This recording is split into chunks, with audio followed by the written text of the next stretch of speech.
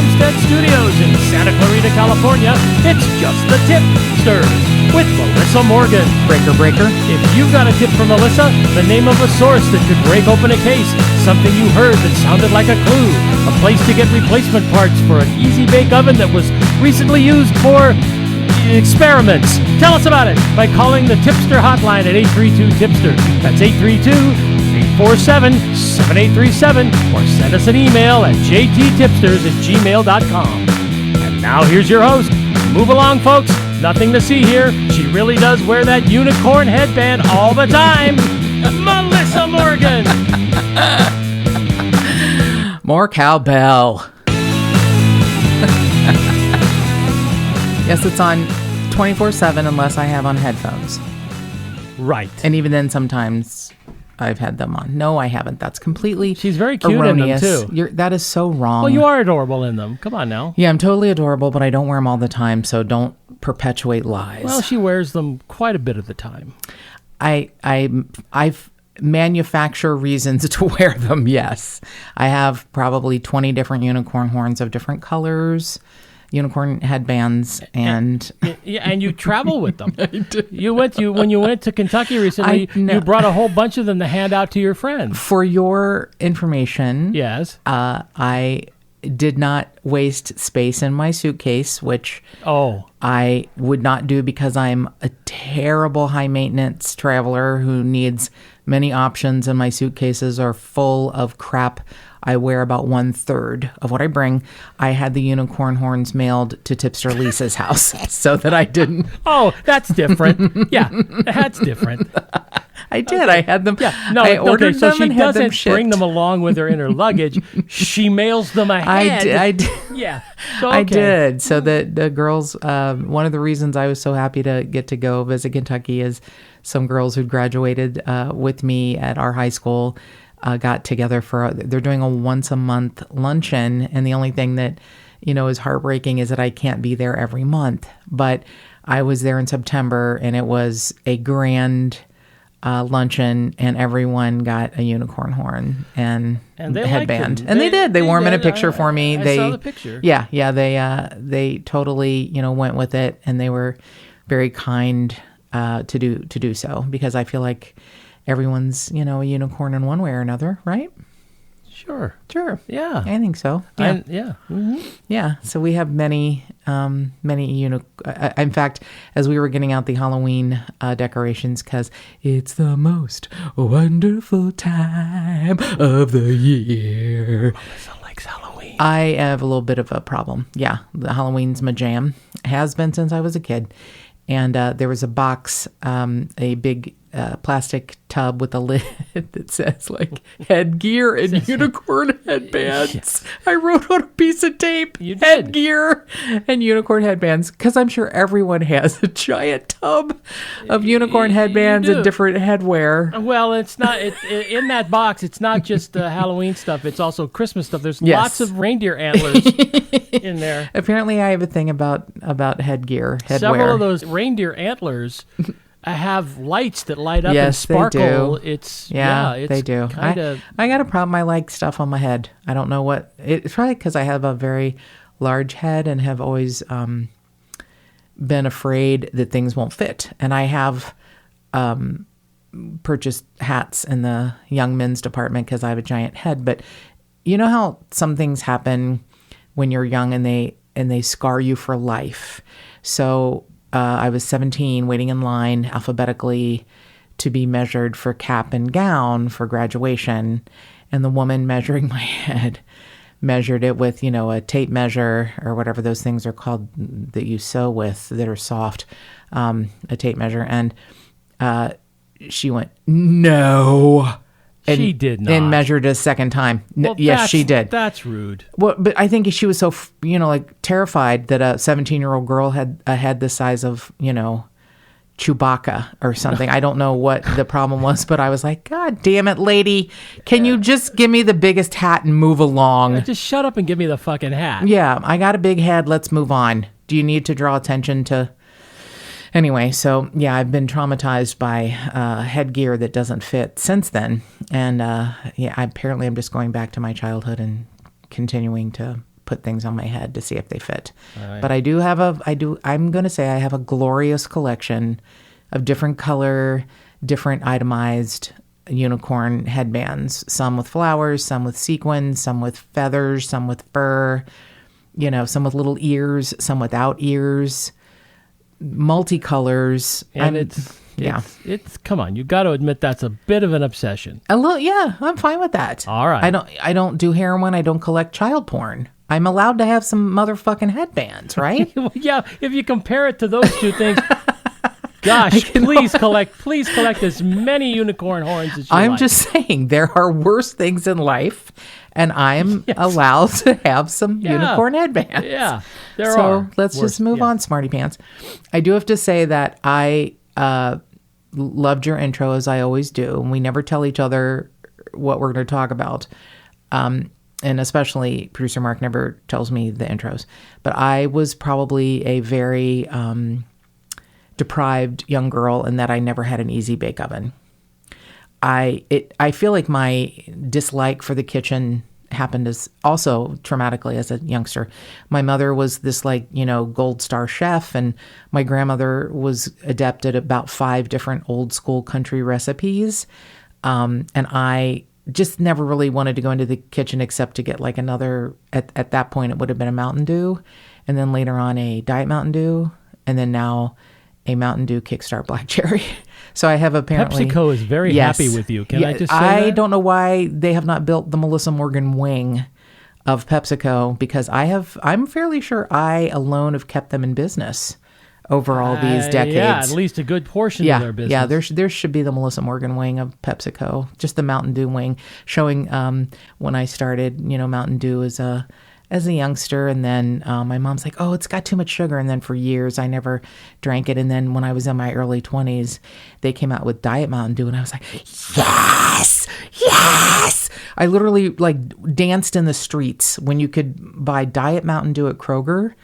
I used to, and let me just tell you a little story about how Diet Mountain Dew saved my life. This is a good story.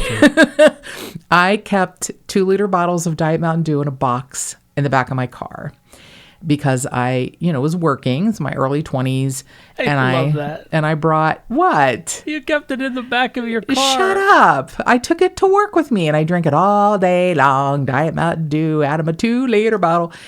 We had a refrigerator at work. So there is an event in September on Labor Day called the WEBN fireworks. Now, I have a weird connection in that my first husband worked at WEBN, the radio station that sponsored this big fireworks event on the Ohio River on Labor Day. And I dated one of the fireworks makers from the Rossi family, Joe Rossi, for a while. And I can't remember who was with me. I don't think it was Joe. I think it was someone else. I think I had broken up with Joe, or he had broken up with me, or I don't remember. But I was with a male companion. I think might have been a friend, but I don't know. But I had I'd been given my grandmother's old Monte Carlo. It wasn't that old. It was very nice, actually. And this companion and I were in the traffic. I'd been somewhat spoiled to be on a boat down on the river twice, once with my ex-husband and once with Joe, to be close to the fireworks. Because as you can imagine, with an event like that, the traffic is terrible. It's like any large, concert gathering kind of event thing. So kind of like the Kentucky Derby without all the booze. And without great hats. No one had a cute hat on. So yeah, we're driving home and we're, it's like a 2-lane, we're like, we're just moving an inch at a time. And a guy going the opposite direction stopped right next to me, and he's like, car's on fire. And I'm like, yeah, my car's on fire. Fuck you. And I move another inch or two up to another car and roll down your window. Yes, your car's on fire. And I'm like, you guys are not funny. And how did you two, get together to decide to tell me, even though you're in 2 different cars, that you're my car? Oh, look, there's smoke coming out of the back seat. So I just park the car because we're not moving, run to the back, and a bulb from one of the back taillights had come loose on its wire, and it hung down and got the carpet in the back and the trunk on fire. So it was just like smoking, white smoke. It wasn't, like a big engine fire or something. And I panic and I grab a 2-liter bottle of Dew that I have conveniently in a box of 20,000 of them in the back of my car and put out the fire. So wow. Thank you, PepsiCo. Yeah, you're going to get letters that you should never pour any kind of liquid on an electrical fire. Well, it wasn't really an electrical fire. It was a carpet fire that had been caught by, a lamp, by a bulb. It's still a great story. It's an okay story. No one died. Diet Mountain Dew saved my car. And my life. And probably your life, yeah. But here's how bulbs are evil. A bulb hangs off of a wire, falls out of its light fixture, hangs on a wire, and catches the carpet in the back of my car on fire. No big real damage. Bulbs are also used to bake cakes in easy bake ovens. See how I brought it back around? Oh! So I had no interest in going and making. I didn't really want to make things like food items as a child. I really give me a Barbie mansion and a Barbie pink Corvette, and I am happy. And a bunch of clothes. And I realize I now sound like someone who's got ADD or ADHD and is a squirrel because I'm like, look over here. But my favorite Barbie was my Julia doll, and Diane Carroll just passed away just a day or so ago at the age of 84. And Diane Carroll was the most exquisitely beautiful woman, the first African-American actress to have the lead in a show, and her show was Julia. And I know a lot of the Tip-Sters are way too young to remember this, but she was a single mom, like my mom, and she was a nurse, and she had a son. And it was only on like 3 or 4 years, but it was a good show. It was sort of like the female version of The Courtship of Eddie's Father or whatever. Yeah, Lloyd Nolan played her boss. Yeah, exactly. I can't believe you remember. That's amazing. Oh, yeah, I forgot you're 1,000 years old. You're older than me. I watched it every week. I was a little kid, but I thought she was so incredibly beautiful, and she was. And I wanted that doll. So my mom got me the Julia doll, which our friend Amelie has on her shelf. I'm so jealous of her. Amelie and I share some doll love. We each have the Mulder and Scully Barbies, and she has a better collection than I do. I have, like Scarface and stuff. But anyway. And Amelie probably doesn't pose all of her dolls in weird, sometimes sexual positions. No, she is a classy lady, and hers are still in the boxes. I would have I would have ripped the box. I have had this problem, and it feels like therapy with Melissa. I'm not really trying to tell everyone all of my secrets, but if I got a new anything, if I got a new toy, there used to be an amazing place in Latonia, Kentucky called Johnny's Toys.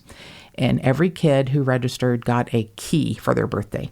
And you took your golden key down and you unlocked this crazy little castle. And you walked inside and you could pick any toy you wanted. So now that's cool. It was a magical part of your childhood if you lived in the that is beautiful northern Kentucky area. That's just awesome. It really was. You looked forward to it every year. You were like, when do we get to go down and take my key? And my grandfather was always, he always wanted to add a little extra. So he would give me money in an envelope because he was, that's what you did when you're a man. You didn't buy your kid presents. You bought them. Here's some money, kid. Go do something. And so I would go to Johnny's Toys with like a $20 bill and bought like 800 things because it's a $20 bill in the, early 70s. It's like having a 50 or $1 million. Yeah. But I would always try and get a Barbie with my key. And I'm rabid and would get in my mom's car and be like, like tearing it open like some sort of crazed raccoon.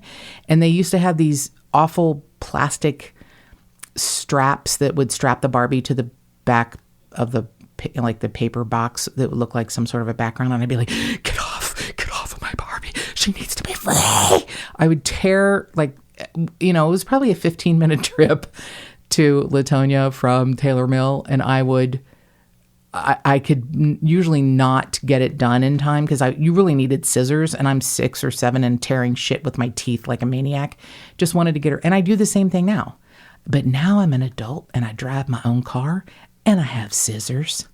And the scissors make it much easier work. My God, if I buy something new and I want to touch it or whatever right now. No less gory, but I get to the car and I'm like, snip, snip, now you're mine. I cut the tags off. I get it. I need help, but let's not talk about that. I never wanted to bake things with a light bulb. I had no interest in the Easy Bake Oven. I think my mom really wanted me to be a much more ladylike, classy girl. She got me this like beautiful little tea set and a little table and chairs so I could have like a tea party. And I'm like, this is bullshit. I need a really big tumbler. Who drinks out of these little baby cups? I want some, if I'm drinking something, it's got volume. I need something bigger. So yes, I'm only partially insane, but I never wanted to cook with a bulb. And I do have to say, before I go any further, the Corrections Corner with 2Ks, I owe an apology to Tipster Deneen, who won the tumbler, speaking of tumblers, in September for our 100th episode, because I pronounced her name Danien. Now her name is spelled Danien, and I fault her parents for whatever this. Now, let's fuckery. Be nice to her parents. No, I know. Maybe it's I'm wondering if it's a combination of two different things. I've met some people lately who are named after, like, someone from their mother's side and someone from their father's side. I know a beautiful girl named Javelin, and it's spelled really beautiful. But you see it and you're like, oh, that's a javelin, but it's Lyn. This looks like Danien, and it's Deneen. And I apologize because Deneen is a fantastic tipster who lives in Indiana, and she is such a friend to the show. I was so happy when she won the tumbler, and I feel really bizarre now that in my mind she's always been Danien, and she is Deneen. Well, so she will be Deneen now from now on. Please accept my apology, Deneen, and I still hate your parents for that name. But she doesn't hate your parents. Okay, all right. I'm not going to absolve them, but I don't hate them. Hate's a strong word. I am disappointed in their behavior. I'll say that. Okay. That makes it sound a little more even shitty. She's wagging her finger. Yeah. At the microphone, right? Just obsessively. I can't believe you don't hear the wind from my finger wag. So while we're on the topic of our beloved tipsters, if you have a moment, could you please go to Apple Podcasts or wherever you cast your pods and rate or review the podcast? It means everything to us. We are very blessed to have some great reviews, people who actually have taken the time to listen instead of just, putting in a shitty review from something I'm not even sure is our show. Only one of our 2 really bad reviews, as I'm sure, came from someone who listened to part of an episode. The other one, I think, is just like random angry human. Yeah, there's some people that just go, I'm going to give a bad review to I'm just going to randomly pick shows and give them horrible reviews. Which is so heartbreaking because this is, content that you get for free. If you are a patron on our Patreon page, we are really grateful for you. And you don't, it's something that we are grateful that you do, but you can always get this content for free. So how about not shitting on our parade? If you don't like it, it's absolutely understood. I am not for everyone. But, then go find one of the other 650,000 podcasts. And listen to that. Speaking for the American Psychiatric Association, trolls will always be there. Right. They're crazy. No, I know. And producer Mark has let me know that it's going to continue to happen and people are who they are. And the more reviews we get, the more chance that there'll be, some very odd ones where you're like, what are you talking about?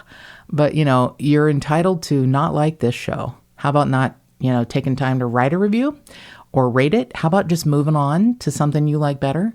But if you like this podcast, if you like the content that we produce and work hard at every week, please consider all it takes is a little bit of your time. It doesn't cost you anything to write a review.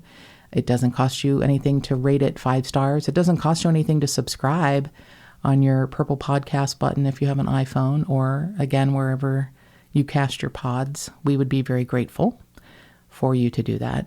So before I talk everyone else's ear off, I'm going to say we were in Chicago this week. Producer Mark had a business trip. He actually has a career and a job, unlike me. And I was blessed to get to accompany him because Chicago is one of my absolute favorite cities in the world. You have a job. You're doing it right now. It's a job. Sometimes it's really more of a love. Jobs typically that's kind of job. You get paid, but this is more of a love job. That makes me sound like a prostitute. Anyway, so in my love job in Chicago, I became a little obsessed with this case, and we were there 2.5 days, 3 days, which was so not enough time. But we did get some things in that we wanted to do and see. But I would love to have been able to talk to someone about this case, even though it's 62 years old. It is apparently one of Chicago's biggest unsolved crimes, and I had never heard of it. It's very well covered by a lot of news sources. The New York Daily News, just in the 2016, when they did this 60-year anniversary of it, it's 62 years old now, or almost 63. In December, it'll be 63 years old. They covered it with the title, 60 years later, the Elvis Presley loving Grimes sisters. So this is the case of the Grimes sisters murder, Barbara and Patricia. It was covered in Chicago Now, the NBC News, Chicago Reader, Chicago Tribune, and just a couple of the books that cover it. Murder Gone Cold, The Grimes Sisters by Tamara Schaefer. Two Lost Girls, The Grimes Sisters by Troy Taylor. Unsolved Child Murders, 18 Fascinating Cases by Emily Thompson. So there are books about this case. There is a lot of information online, some of it contradictory because there are a lot of theories and potentially suspects. I feel like it's been narrowed down now, probably just to 2 or 3 that are pretty solid. So that makes it even more difficult. It's not just one, although one sort of stands out to me. And the one that stands out to me stands out to this man. Ray Johnson calls himself a historian, lecturer, and author. And he's the Chicago history cop. So he knows a lot about Chicago history. And he's not elderly. He's not that old. But a lot of the stories that he is fascinated by, he wasn't even born when they happened. But he's a former gang and narcotics investigator with the West Chicago Police Department. He's a staff sergeant at Illinois National Guard. Oh, so he's still alive now. He's the current guy. Okay. Yeah, I would say he's, I'm going to guess, in his early 50s. He just doesn't look, he was a sergeant in the Army. He hasn't, he's not, like I said, he's not elderly. But he, was like, I wasn't born when the Grimes, and that was 1956. I wasn't born when the Grimes sisters went missing for 25 days and then turned up. So this is again, this case has been covered by so many places, and I'm, overwhelmed and amazed at the information that's out there. And what is so frightening is that, hindsight being 2020, we can look back on this case and think, God damn it, this could have been solved so quickly if like the mores of the 50s weren't in place where, oh God, I just have to say this one thing, and people can either take it in or it can fall on deaf ears, but I urge you to take it in. If you have an unsolved mystery in your family, an unsolved murder, a missing person, if you know of a case like this, don't hold anything back. It does not matter. And I understand we're talking about a case of the times in 1956. It's all very wholesome, but it doesn't matter what your family member or friend or the missing person or the murdered person that's unsolved. It doesn't matter what they were doing. I don't care if they were, shooting up in an alley.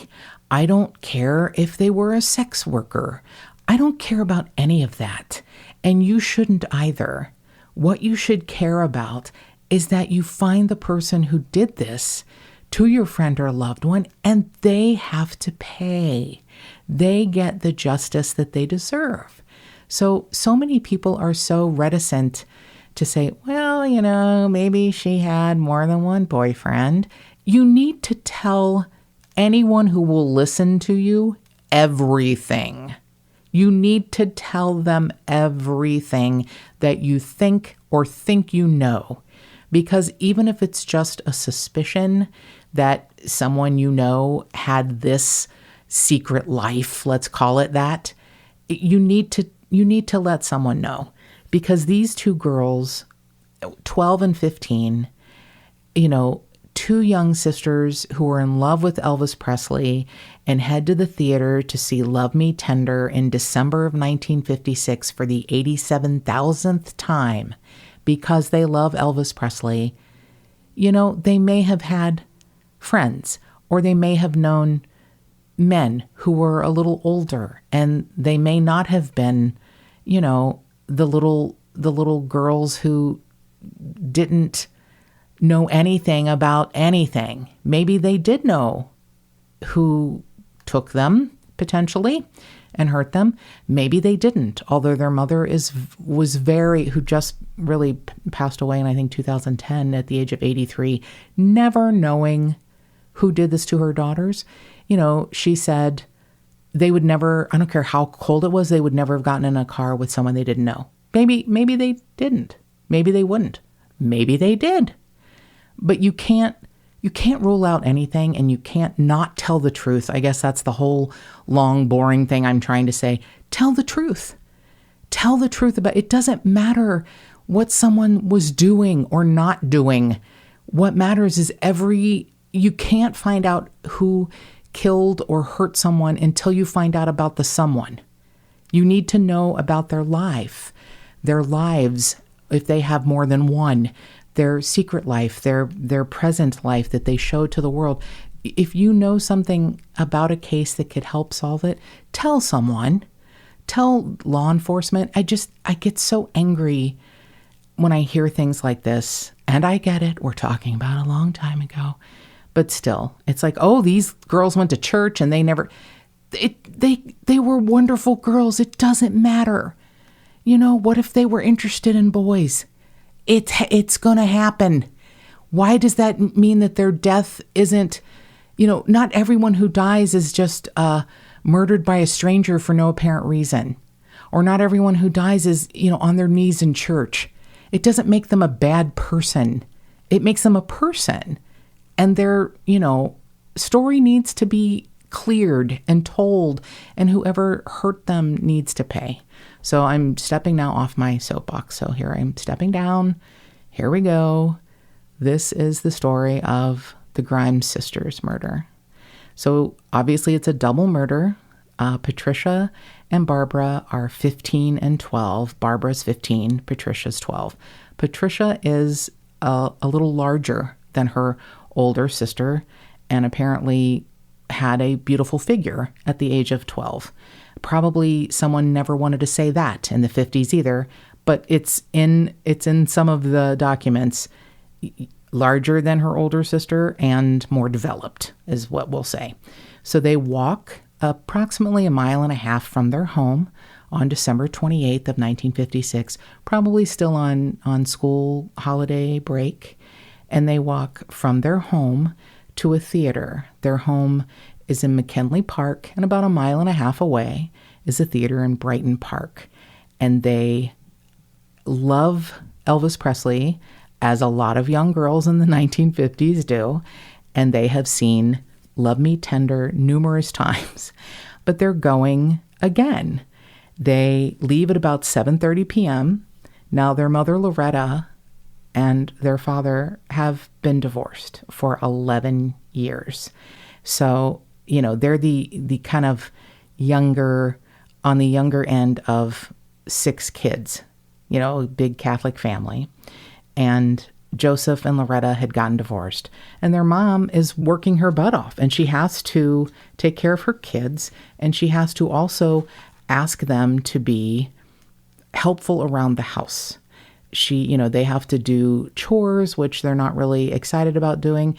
But, in the 50s, when your mom is trying to support a whole bunch of kids and your dad has remarried and has, other children, it's probably tough.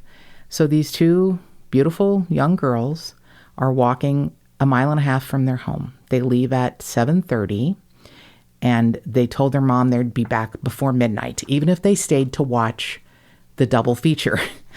And their mom believes they left with about $2.50. And Loretta tells Barbara, look, keep 50 cents of this money in the zipper part of your wallet in case you want to go to the second screening. And also, if you need, instead of walking, save some of this money if you want to take a bus home. Even though it's only 1.5 miles, she didn't want them walking home at night, So there are so many sightings of these poor girls. I don't know what to say.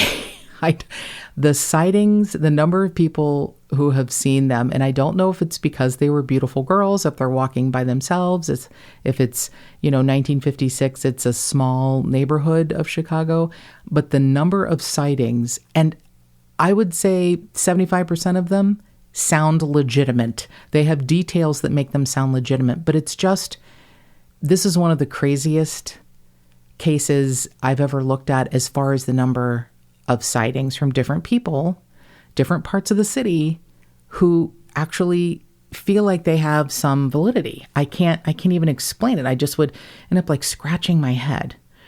So it is noted that the sisters stayed to watch the second screening of Love Me Tender. So they expected to be home by 11:45. They told their mom they'd be home by midnight.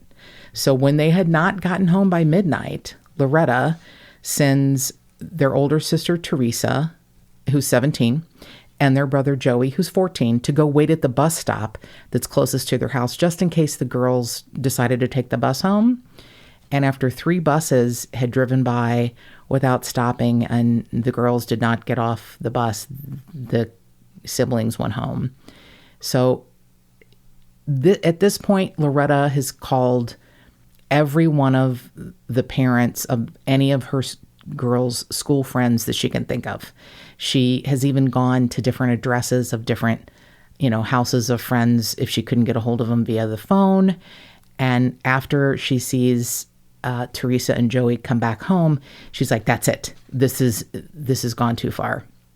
So she files a missing persons report with the Chicago Police Department at 2:15 a.m. on the 29th. So it would have been about 2 hours after they should have been home. So this ends up being, at the time, the largest missing persons case in the history of Cook County. A citywide search for these girls starts, and they have hundreds of officers that end up being assigned full-time. They start a task force with Cook County officers and from different police agencies in the suburbs. And this task force is solely devoted to locating the sisters. There's a ground search on the 29th. Hundreds of volunteers. The police do everything they're supposed to at the time, door-to-door canvassing. Canals and rivers are dredged. 15,000 flyers. We're talking in 1956. Wow. 15,000 flyers are distributed to different homes and parishes. The sisters were churchgoers. Their church offered a $1,000 reward for any information just leading to their whereabouts. So this investigation ends up with 300,000 people that are questioned. Just think of that number. That's a third of 1 million people. 300,000 people questioned. Wow. 2,000 individuals are interrogated. 2,000 people are interrogated. And then there were 2 arrests that were brought against 2 individuals who confessed, and both of their confessions ended up collapsing.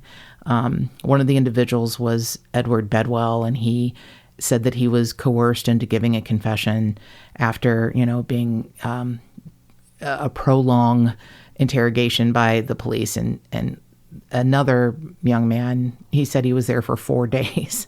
I don't know if that's true or not, but back then it's probably true. It probably was true. So, but both of the confessions ended up being, kind of recanted and then thrown out because they were, and I think what, happens in any case like this, the police want to get this solved. And two beautiful young girls walking to the, how wholesome is that? Walking to the theater to see their favorite Elvis Presley movie for the 15th time? Yeah. So there's also all of these sightings, as I said, where the girls are getting into different cars with different people, different men, sometimes one man, sometimes two men, sometimes a Buick. A lot of them describe it as a Mercury. And my favorite is the one, actually several people said that they saw the girls getting into a vehicle driven by a man that looked like Elvis Presley, which actually comes up. That's interesting. I know, it comes up a little later. So the sort of the morals of the time, it bothers me because, like I said, they're beautiful young girls. It doesn't matter if they were talking to a boy or boys and then something happened to them. It shouldn't be that they went straight to church and then home. They were allowed to be humans. What isn't allowed is for someone to, torture and kill them. That's not allowed. So it doesn't matter that these young girls may have had boyfriends. After about, 5 days, the task force is like, we think they ran away voluntarily and they're staying with boyfriends. But then they said, we're not going to say that to her mom because we don't want to upset her. Right. That's what really bothers me. That's what really bothers me. Yeah, that's sign of the times. So it doesn't actually, become a real serious missing persons case until December 31st. I'm like, so you've lost 3 days to these, young girls, and I understand you think you're looking for them, but you're probably looking in the wrong place. But there's just, the sightings are overwhelming. It's, it's like, they were walking here. I saw them do this. It's, I mean, I'll get to those in a minute. And also the gentleman who looked apparently disturbingly like Elvis Presley, who was at one point thought to be a suspect, but wasn't. It turns out he was at work at the time, even though he ended up confessing. This case became such a big deal that Elvis Presley even put out an official statement on January 19th. And he, at this point, they said the girls, it's like, we would have found them by now. We would have found them by now. The girls obviously are missing of their own volition. And oh my God. It's so heartbreaking. It's so fucking heartbreaking. So Elvis Presley puts out this statement. It was on television and radio, and it was televised from his house in Graceland. If you're good Presley fans, you'll go home and ease your mother's worries. I mean, he's imploring them to go home. Yeah. And their mom is like, look, it doesn't matter. I'll forgive you from the bottom of my heart. And then she says, if someone's holding them, please let them call me. Please let my girls call me.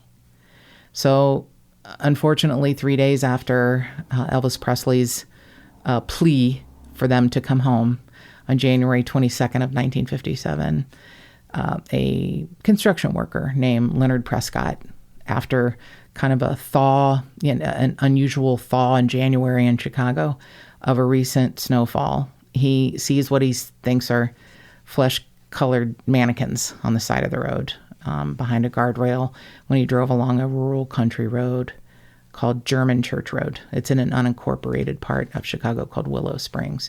So he's like, I think they're mannequins. I don't know what they are. But he drove by them, and then he returned a little later with his wife, Marie. And his wife faints when she sees what her husband had seen. They were the nude, frozen bodies of the Grimes sisters.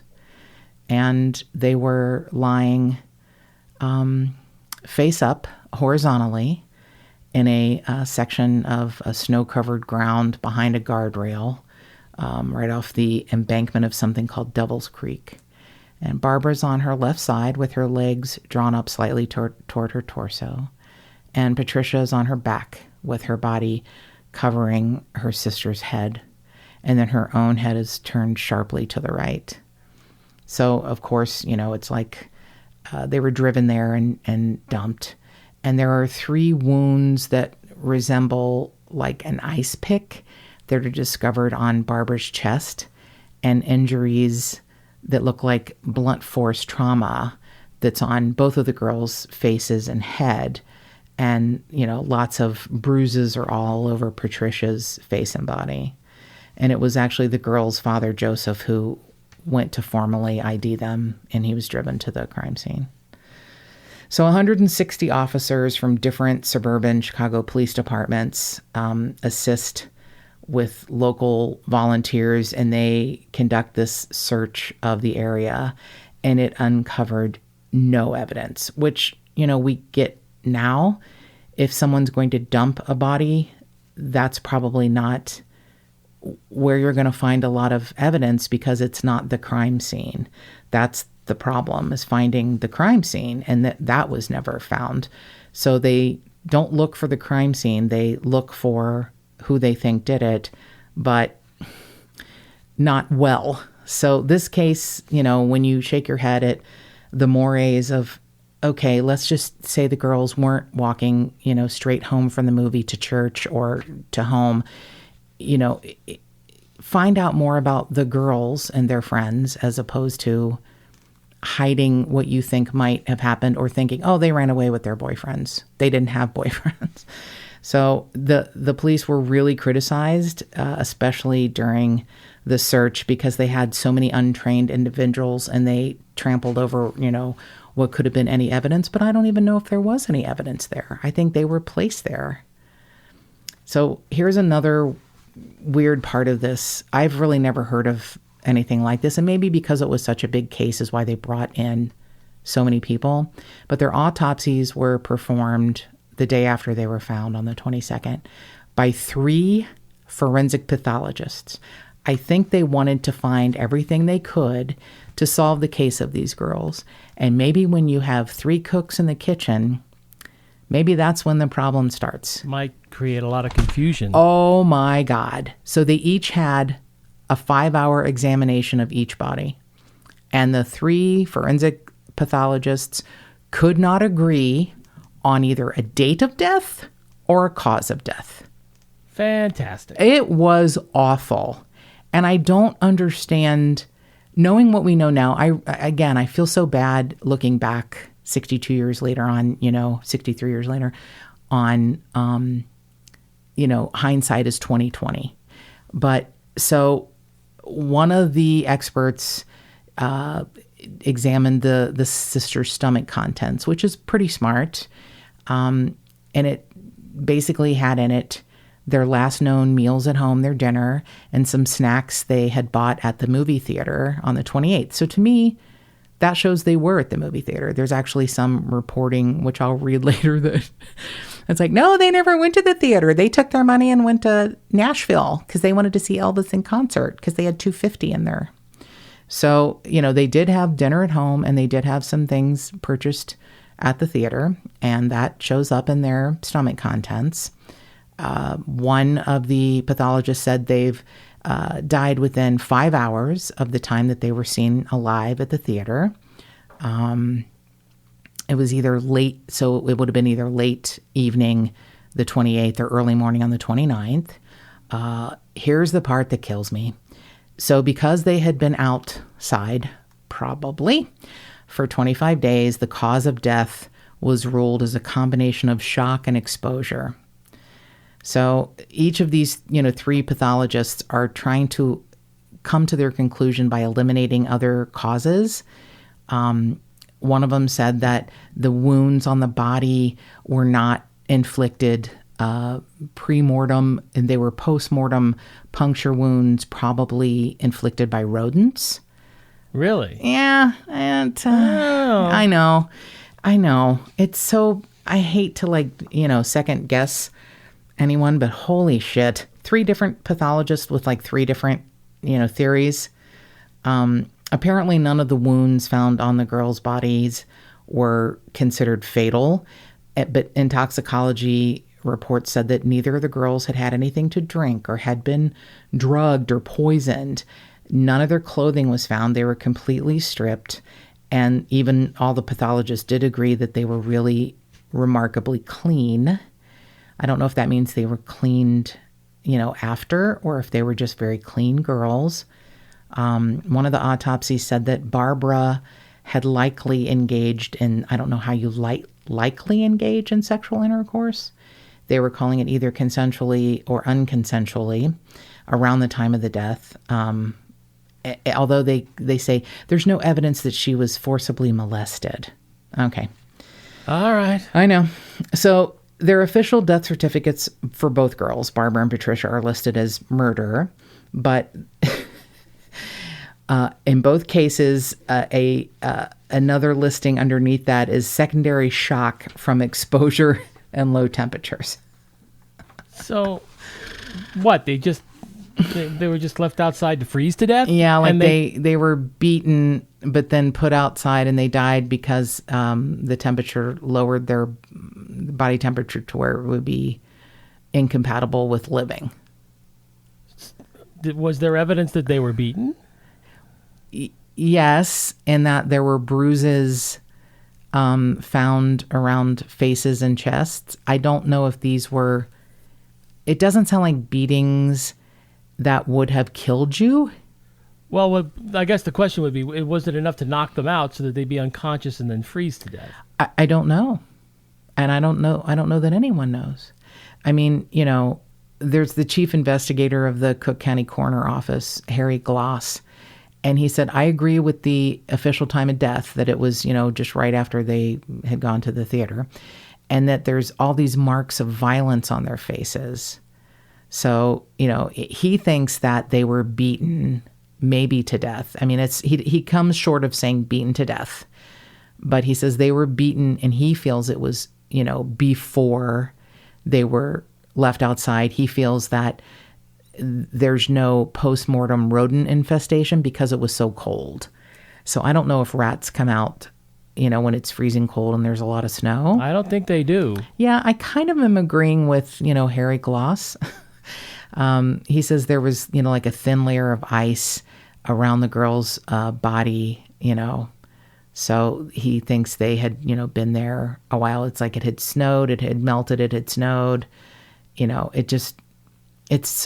The whole thing is so heartbreaking. And then looking back, you think, this so could have been solved. So even though it said Barbara had, potentially had sex pre-mortem, it said Patricia also had semen swabbed from her body. And that, Patricia, who's 12, has like curdled milk in her stomach. And her mom was like, they didn't have milk at home and they didn't have milk at the cinema. So it's like someone gave her milk and it curdled in her stomach, probably from, I don't know, fear or trauma. It's just... Oh, how horrible. I know. It's terrible. So they were found, 25 days later after they disappeared. And that was mostly because the snow had melted and exposed them. So here's just a few of the sightings of the Grimes girls. A Chicago Transit Authority bus, the driver had seen them on Archer Avenue. He thinks it was about 11:05 p.m. Now, that's like half a mile from their home. And it's like, why would they get on this bus a half a mile from their home? Were they that cold or, but this bus driver's like, oh no, I saw them. He reported that to the police. Roger Menard told the investigators he had seen the same showing of Love Me Tender that the girls had seen. And he left the theater 1 minute before the sisters. I guess they like to stay and watch all of the credits. And he had walked down Archer, and they were a few a little bit behind him, and he turned around and saw them getting into a late model Buick. And then a little while later, he says it's a 1949 Mercury that was occupied by two teenage boys who pulled alongside the girls. So his story, changes a little bit. He then said that the Buick that pulled up alongside the girls, two young boys leaned out the window to talk to them, and they giggled and continued walking home. So his story changes. There's two teenage boys named Ed Lorden and Earl Zastro, and they said they'd been driving through McKinley Park at about 11:30 on the 28th, and they saw the two girls giggling and jumping out of doorways to kind of scare each other. And one of the boys said, I do remember my friend saying, that's those two Grimes sisters. And they passed them. And at that point, they were only 2 blocks from their home. Again, these are all sightings that are so difficult to try and pin down if any of this is true. A security guard named Jack Franklin said to investigators that he had seen 12 hours after the movie that he had seen two girls at Lawrence and Central Park Avenue. And he said, he's a security guard. And he said, the only reason I remember talking to these two girls is that they were both rude and abrupt, which is really not weird. Well, really not at all Barbara and Patricia's personalities. I mean, they may have had, strong personalities, but they were never rude or abrupt. I'm wondering if maybe it's 2 other girls he thought he saw. On the same day, December 29th, about 12 hours after the showing of the movie, a friend of Barbara's named Judy Burrow says, I saw them at 2:30 on the 29th walking up Archer Avenue. Again, about 2 blocks from their house. 2:30 in the afternoon the next day. Yep, 29th. Mm-hmm. That's a classmate of Barbara's. A classmate of Patricia's named Catherine Borak is adamant that she saw Patricia walking past a restaurant that she had been in early evening on December 29th, the day after. Let's see. There's a cashier at a theater, the Clark Theater in downtown Chicago, who said that about 6 hours after that, around midnight of the 30th, so we're now about a day, a full 24 hours after the girls have gone missing, she said, I saw them, both of these 2 girls go into the Clark Theater in downtown Chicago at 2:45 a.m. There's a conductor, Bernard Norton, who said, I saw them get on a train at the Great Lakes Naval Training Center in Glenview. And the 2 girls mentioned to him, hey, have you seen 2 sailors named Terry and Larry? Okay. Yeah. So, yeah, a day after they left there. I don't think that was them. I know. I'm saying that's so crazy. On January 1st. So now we're 3 days after they went missing. They're reported as being seen on aboard a Chicago Transit Authority bus on Damon Avenue, which is a block from their house. A week later, there's a night clerk at the Unity Hotel who said he refused the girls a room because of their age. And he's I think it's those 2 Grimes girls. There's 3 employees of a department store on January 3rd who said that the girls were in the music department of the department store and they were listening to Elvis Presley. Yeah. Right, I know. By then, there have been newspaper reports that these girls had gone to see an Elvis Presley movie for the 18th time or the 12th, 15th time. So I think 2 young girls listening to Elvis Presley, probably not the same 2 young girls. No. Right. Now, here's my favorite.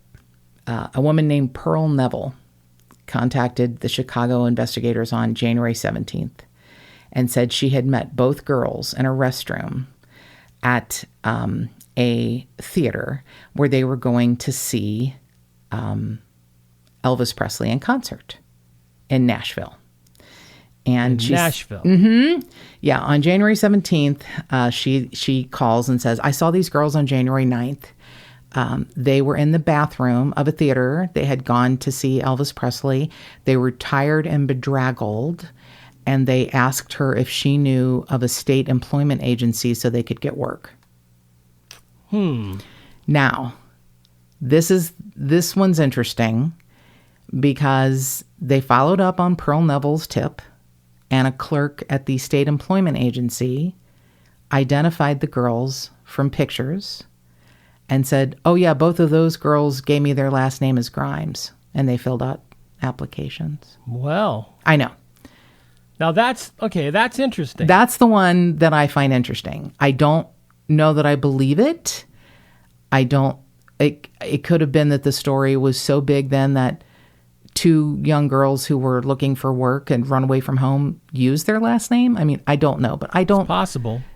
In my mind, there's no way that these girls travel to Nashville, try to get jobs, go to an Elvis Presley concert, meet all these people, and then end up back in Chicago dead on the side of the road. It doesn't make sense. Right. So this one's sort of weird too. In, January 14th, the parents of one of the classmates of Patricia got a really odd phone call, like after midnight. So during the first call, the husband picks up, and the father of the girl, her name is Sandra Tolston, picks up the phone, and there's no voice or no nothing. So he hangs up. 15 minutes later, the phone rings again. This time, Sandra's mother, Anne, said she heard a frightened and depressed female voice saying, "Is that you, Sandra? Is Sandra there?" Like whispering it. So Anne gets up quickly and goes to get her daughter to bring her to the phone, which are all, stuck to the wall in the kitchen. And by the time she gets Sandra back to the phone, the call is terminated. And what day is this? This is the 14th of January. So approximately 2.5 weeks after they've gone missing, and still a week and a day before they're found. Okay. But they're found with the contents of their stomach being their last meal. Right, so right. I don't know so how. That's, yeah. Yeah. So the mom, Ann Tolston, says, "I am sure that was Patricia Grimes." Yeah. Well, unless the killers, fed them the same meal that they had that night and gave them movie theater chocolate and popcorn and stuff. Exactly. That's exactly what they had. You're like a total investigator. Mm-hmm. So that is kind of heartbreaking, if you ask me.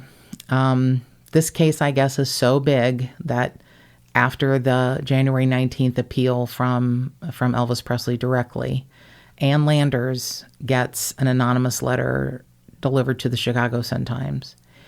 And it's from a girl who said she witnessed the sisters being forced into a car by a young man on the night of their disappearance. She also gave 4 numbers of a license plate. They tried to track down different vehicles that matched and with the license plate, but nothing was ever found, and the author of the letter was never identified. And it's even the details listed in the letter kind of hard to authenticate. So that was pretty interesting, though, that Ann Landers gets an anonymous letter saying, I was a young girl. I'm a young girl, and I witnessed what happened to the other 2 young girls. Pretty interesting in my mind. Yeah, so much. So Edward Bedwell, who was one of the first suspects, he's a 21-year-old borderline mentally retarded drifter, and he's originally from Tennessee. Ironically, looked a lot like Elvis Presley. So the report that they may have gotten into a car with someone who looked like Elvis Presley, this became a pretty big case, a pretty big tip, and he was definitely considered high up on the suspect list. He turns out was not. He, said he was with another male, and they picked up these 2 girls early morning, December 30th, and, fed them hot dogs. And, he's the one who said he was arrested and subjected to a 3-day interrogation. And, he's like, yeah, we kept these girls in this hotel and we fed them hot dogs. And got him drunk. It just sounds ridiculous. It is, and he's not mentally, capable of understanding exactly what happened. So he, it's like, no, it wasn't the two girls. He has a friend who comes forward and said, we were with two girls. It wasn't those two girls. He's formally charged with their murder on January 27th after 3 days of interrogation starting on January 24th. He signed a 14-page confession in which, he said, me and this other guy, were drinking and found these girls. And the guy's like, well, we were drinking with two young girls and they were not those two girls. He's like, we fed them hot dogs and then we beat them really bad and then we threw their bodies in the snow after they refused our sexual advances. Mm-hmm. So Loretta Grimes reads the confession and she says, I can't help but feel this is a lie. I don't think my girls would know where this, Skid Row address that this, man had taken two women had gone to. They didn't even know where it was. Now, that could be, again, Mrs. Grimes, just wanting to protect her daughter's, virginhood. Or just that she's naive about them. That could be that, too. It could, absolutely. It seems highly unlikely. Exactly right. So, not long after that, Edward Bedwell is like, I'm recanting this confession. And, I only did this because you kept me in custody for so long. And I was told that the police would release me if I confessed, which how many times have we heard that? I've never heard that before in my life. All the time. So when they find out that the girls had no alcohol or hot dogs in their system or their blood, it's like, and they still say, well, they hadn't been beaten to death, although I don't know how to. Yeah. So anyway, Edward Bedwell is freed on a $20,000 bond, and then eventually the charges are dropped against him.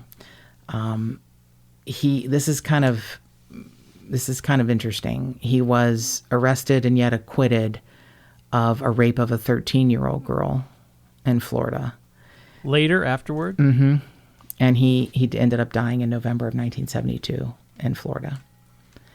So now here is a suspect that several people have thought really was a pretty good one. He was a 17-year-old kid named Max Fleeg, and I think he was considered a suspect due to his age. And he confessed to the murders. But, there was no physical evidence. His confession was also on a polygraph. It was sort of weird.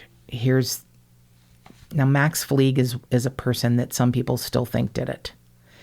And I'll tell you why. Because he was later convicted of a completely unrelated murder of a young woman. So his age, his confession, and the fact that he, even though when he confessed, he was underage, and, there were Illinois laws that prevented juveniles from being subjected to polygraph tests. They persuaded him to take an unofficial polygraph test, which of course he officially failed, and then confessed to the murders. But, so okay. I know, I'm telling you, we're almost done with the suspects, I promise. And there is one that is fascinating to me, and this brought up by this Chicago history cop, which I am fascinated by him too.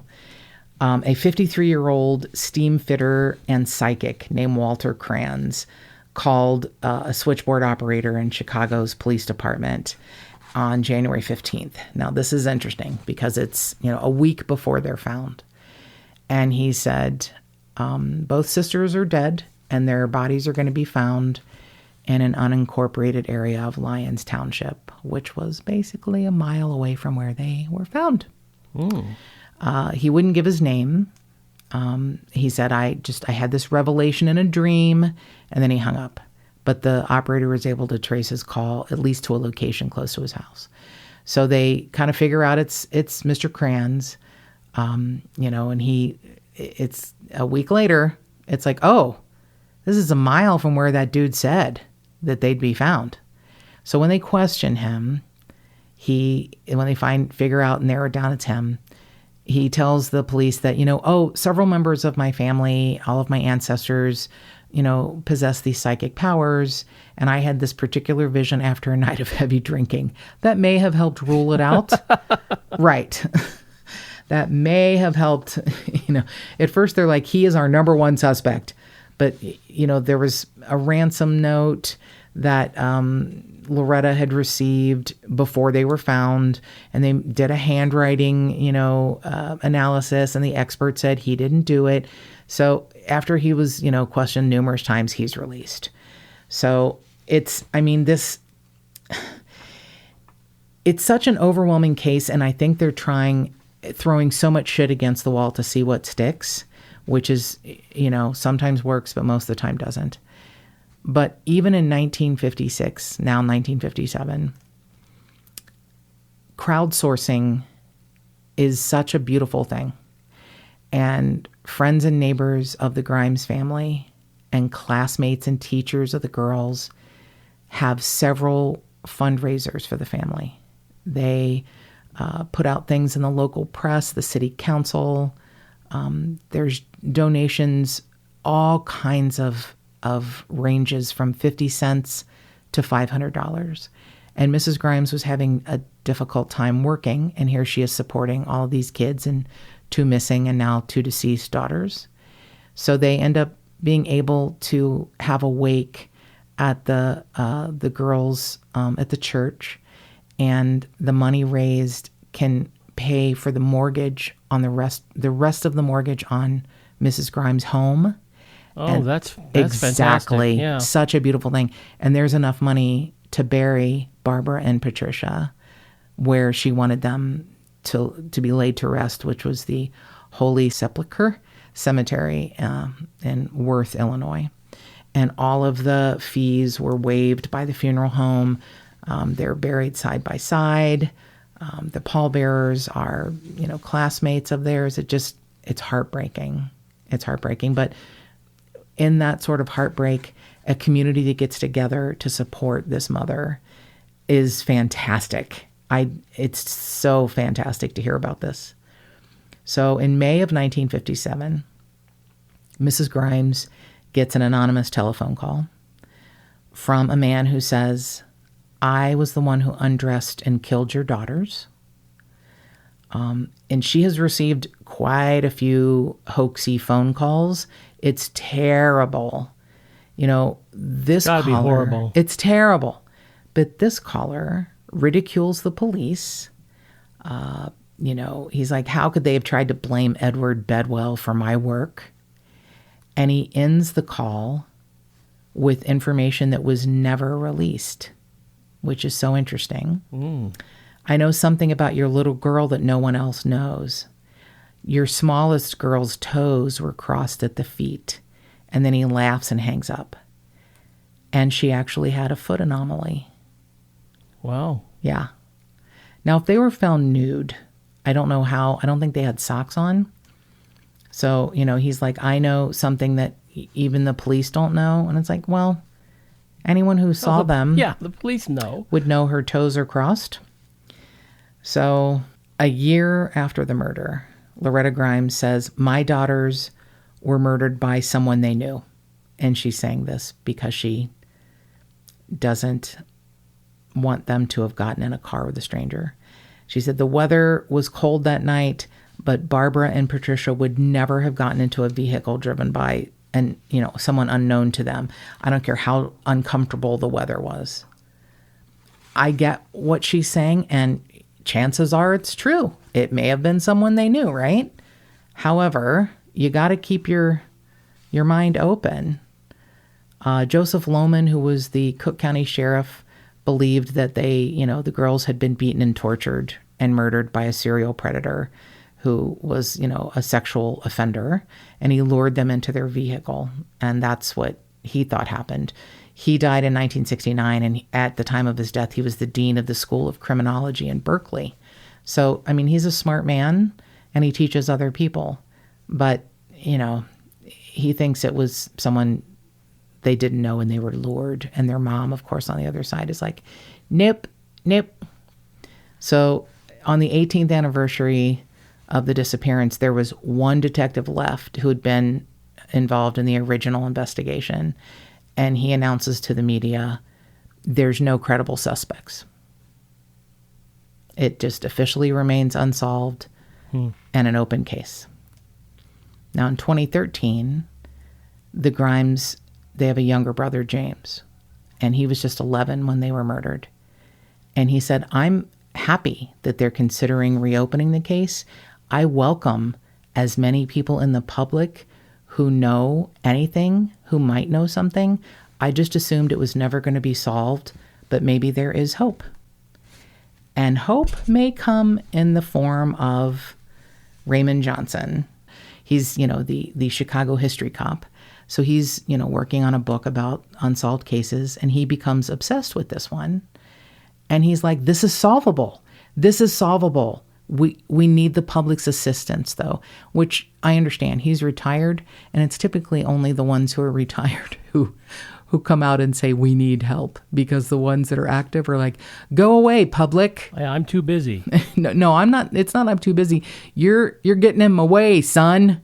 Oh, right. Okay. Don't be thinking you know shit and I went to the academy and fuck you. And it's so when you see a cop who, retired or not, who says, we need the public's help, this can be solved.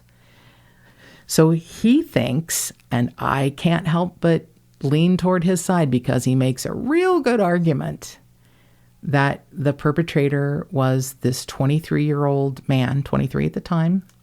He recently died, actually, this man.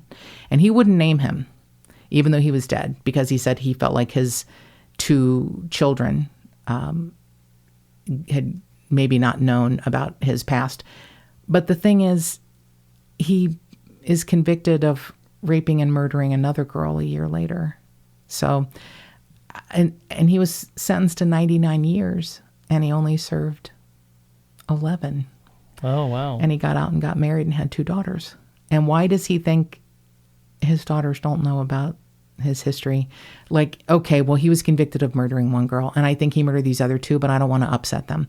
So we're going to upset them. And it's out there. It's not like it's not out there. Charles Leroy Melquist. So he, was 23 at the time. He's, considered a child killer. He was convicted in September of 1958 of a 15-year-old girl named Bonnie Lee Scott. Now, here's the part, if you're squeamish, you might want to turn this part down for the next 90 seconds or so. Charles Melquist knew Bonnie Lee Scott. He was 23, she was 15. He killed her and put her off on the side of the road in a very rural area, about 10 miles from the Grimes sisters. He went back 3 times. He went back because he said in his, written statement that I wasn't sure it happened. I thought I dreamed it. And then I went back and found her body and she was there. He went back a week later. I thought about cutting her up. I took a big knife, but someone was walking near the path and they scared me away and I left. He went back about a week later with another big knife and decapitated her and threw her head far away from her body. Wow. Very much, unfortunately, like Ted Bundy and the Green River Killer, people who go back to visit their bodies, potentially to harm them after death in another way. It's awful. So he ends up being convicted. Of course, the police want to talk to him about the Grimes girls, and his attorney says, nope, I forbid you to talk to my client, and we will not let him be subject to questioning. Now, here's the weird part. Not that this isn't already weird. But a day after Bonnie Lee Scott's body was discovered, Loretta Grimes gets a phone call from an individual who says, I killed Bonnie Lee Scott, and I've committed another perfect crime, and it's another one the cops aren't going to solve, and they're not going to be able to blame Edward Bedwell or anyone else. And Loretta Grimes said, I am adamant that it was the same person who contacted me in May of 1957 who told me about the deformity of Patricia's toes, and that has never been released to the press or the police, and I'm not going to forget that voice. I will never forget this voice. So Charles Melquist dies in 2010. He's never questioned or charged with his involvement in the Grimes sisters. Now, Ray Johnson is writing this book, and he says, I believe that it's Charles Melquist, and I will tell you why. I received a call in 2012 from a girl who was 14 at the time and said that she was with the girls on the night that they were abducted. He said, I met with her. I listened to her details. They were fantastic. I've turned them over to the police. She did not come forward in 1956 because she was 14 and terrified. She agreed to talk to the authorities, and I gave them her information and all the information that she had given me. She doesn't want me to share her information, but she said something that made the hair on the back of my neck stand up. And she said the person who abducted the Grimes girls had a very distinctive voice. Yeah. Wow. Exactly what Mrs. Grimes had said. She said, I'll never forget that voice. It was high-pitched and distinctive. So Mr. Johnson has a Facebook presence. I can't find his Facebook group called Help Solve the Grimes Girls Murder. I don't know if he took it down, but he has a website, haunteddetective.com. If you have any history related to Chicago, but if you have any information on the Grimes girls, if you have any information at all, something someone told you that may have been very small, that you think is nothing and could be pretty huge. I love what Raymond Johnson says, as he said, I know that Loretta Grimes is no longer with us, but I do know the Grimes girls have living siblings, and I think we as Chicagoans owe them the closure, if that's even possible. So if you know something about the Grimes girls, please call the Chicago police or find Raymond Johnson on Facebook, because he would like to talk to you. And more cowbell. And remember, if you'd like to become a patron of the podcast, go to patreon.com/Just the Tipsters. And if you've got a tip for Melissa, give her a call at 832-847-7837.